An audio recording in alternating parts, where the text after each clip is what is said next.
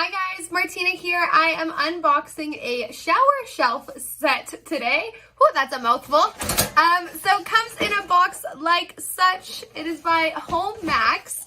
So this is a really convenient little setup. So no tools required, super easy to set up. And for me, I prefer using a shower shelf that you don't have to hang over the neck of your shower. So that can really damage the neckline kind of your shower. So I prefer this setup. Plus it allows you to have more space between your shampoo and conditioners. So basically you pre-set up how much space you have between each shelf, which is just optimal for customizing.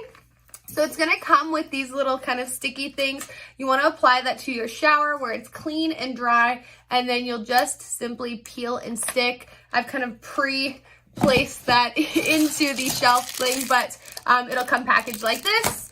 And then you'll stick, have it set to your wall. And it does come with a little soap holder as well. And you will have a little shelf for the soap as well.